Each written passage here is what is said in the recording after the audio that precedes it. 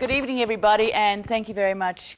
Is the real question, do you want to be healthy, vibrant, energetic, and do you want to sustain it? Not, do you want to lose weight? Adventure simply works with your body. How many times must I remind you? 8 glasses a day. Okay? And in this case, this is a great cartoon because for me, that's very obvious. Right? This person is dehydrating, skin's all getting thorny. Not to think to have some more water, to hydrate themselves.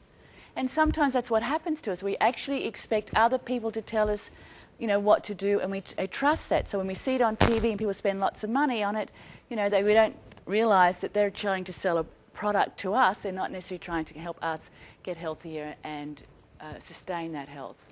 The Adventure is effective waste management system. In fact, someone called it waste as a W-A-I-S-T, so it does reduce your waist size. So effective waste management.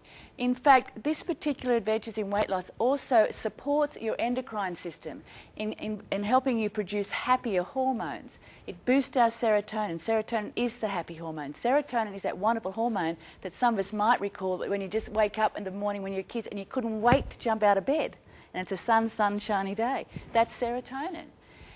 Human growth hormone. Human growth hormone, people are injecting it themselves in overseas. They're using real and synthetic to make them feel younger and look younger and be more virile. Ready? Men, it's about performance. Women, it's about appearance. So they're putting this into their body. Happy hormones increase our libido. Our libido actually is that willingness to kind of want to embrace life.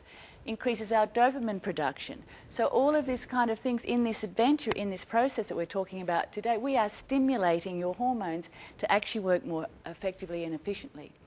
This particular adventure is also immune system makeup. I, for one, had glandular fever and Ross River fever, or Epstein-Barr virus. Not a lot of people know that Epstein-Barr virus is actually episodic. So when you start to get run down, it kind of kicks back up again, and you're always feeling sick and tired and sick and tired and tired and sick and tired. From my experience here, I actually had an immune system makeover and haven't had any of those episodes at all. It also, with a DNA repair, increasing the manufacture of our human growth hormone. Human growth hormone does repair us, and it's an awesome thing. Our sleeping gets better.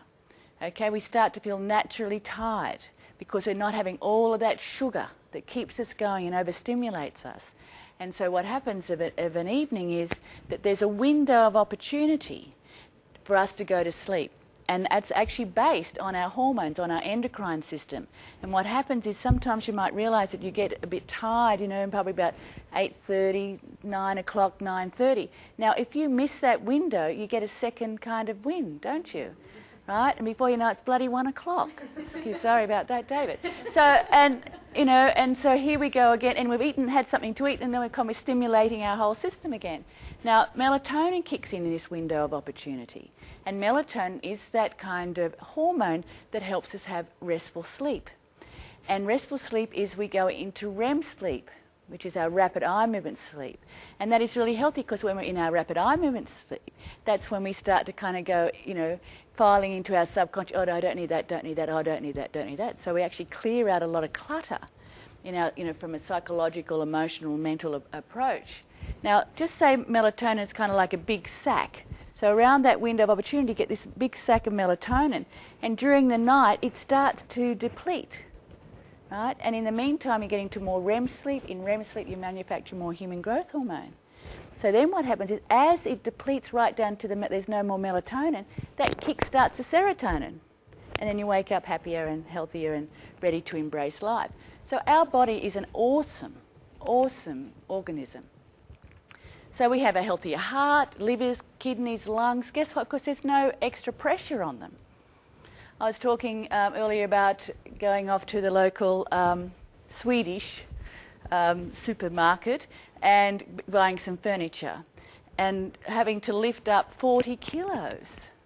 And I thought, there's no way I can take this home, let alone lift it to get it onto the trolley. But, you know, for a lot of people, they're carrying excessive weight, 10 kilos, 20 kilos. And that does put a lot of pressure. Just taking that off is going to release these organs to do their job so much effectively and so much more efficiently. We have stronger bones. I mean, the list goes on. So we want to support your body to live life as it was created to do.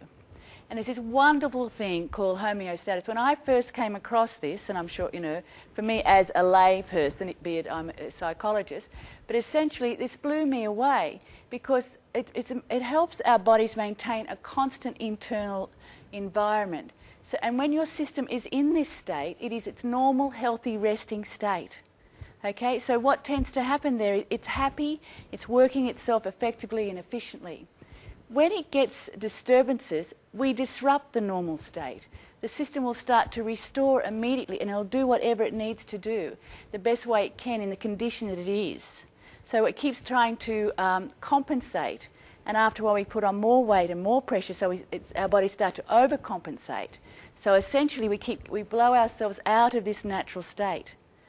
Okay, and then we start to rely on taking sugar in order to get a perk, having caffeine to do that. And maybe sometimes that's where our cravings come from, because our body is trying to get into this homeostatic state.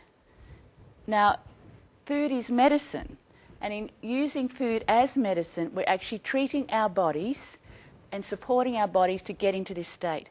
Guess what? Once it's in this state, it's like a well-oiled machine. It's awesome.